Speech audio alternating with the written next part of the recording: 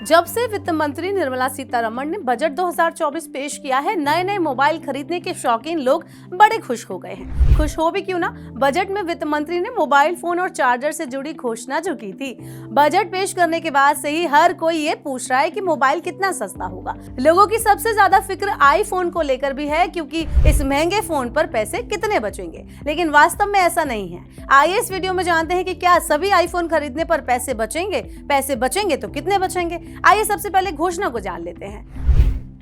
यहाँ वित्त मंत्री कह रही हैं कि भारत में मोबाइल मैन्युफैक्चरिंग को बढ़ावा देने के लिए मोबाइल फोन, मोबाइल पीसीबीए यानी प्रिंटेड सर्किट बोर्ड असेंबली और मोबाइल चार्जर पर बीसीडी यानी बेसिक कस्टम ड्यूटी को घटाकर 15% किया गया है।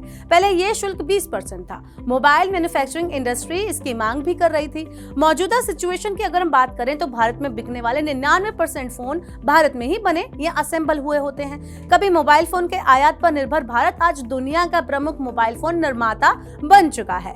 बीते 6 सालों में घरेलू उत्पादन में 3 गुना और मोबाइल फोन के निर्यात में करीब 100 गुना वृद्धि हुई है। ये तो हो गई घोषणा और आंकड़ों की बात। अब सवाल उठता है कि आम भारतीय का ड्रीम फोन यानी आईफोन कितना सस्ता हो गया है। लेकिन यहाँ भी एक पेच है। भारत में बिकने वाले अधिकांश आईफोन भारत में ही बने होते हैं। सिर्फ प्रो रेंज के फोन ही भारत में आयात होते हैं। ऐसे में आईफोन 15 प्रो के दाम 3 से 4 हजार रुपए के बीच सस्ते हो सकते हैं। इसकी कीमत वर्तमान में 1,34,900 रुपए है। अब कस्टम ड्यूटी में 20% से 15% की कमी के कारण लगभग 1,29,000 रुपए में ये अवेलेबल हो सकता है। इसके अलावा गूगल पिक्सल जैसे महंगे फोन पर भी आपको 2 से 3 हजार रुपए की बचत हो सकती है। लेकिन पहली बात यह है कि ये छूट कंपनी पर निर्भर है, वो दे या ना दे। और दूसरी बात, ये 1.25 लाख के फोन में 3,000 की छूट ऊंट के मुंह में जीरा जैसी होगी, यानी कि मामूली होगी, क्योंकि इससे महंगा तो आईफोन का चार्जर ही आ जाता है। अब चार्जर की भी बात चली है तो चलिए उसी की बात कर लेते हैं। यहाँ भी बजट में छूट की घोषणा की गई।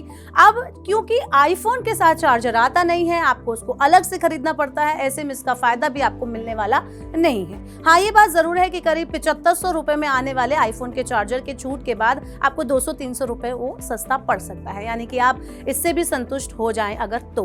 हालांकि ये छूट से एप्पल को जरूर फायदा होगा। इसके आयात में 30 से 50 मिलियन डॉलर की बचत हो सकती है। अब जो 99% फोन भारत में बनते हैं या असेंबल होते हैं, अगर हम उनकी बात करें तो बजट में छूट मोबाइल पर नहीं दी गई है, बल्कि उससे आयातित पार्ट पर मिलती है। इससे उसका फायदा कंपनियों को हो सकता है, लेकिन ये कंपनियां भारतीय ग्राहकों को इसका फायदा दें ये लगता नहीं है, क्योंकि ये छूट बहुत मामूली होती है और मोबाइल की अंतिम कीमत में इसे जोड़ा जाएगा, इसकी संभावना कम ही है। हालांकि मोबाइल फोन चार्जर पर सीमा शुल्क 20% से घटाकर 15% करने से फास्ट चार्जिंग वाले चार्जर अब सस्ते हो जाएंगे। बजट के दूसरे फायदों की अगर हम बात करें तो महंगे सामान पर आपको फायदा हुआ है।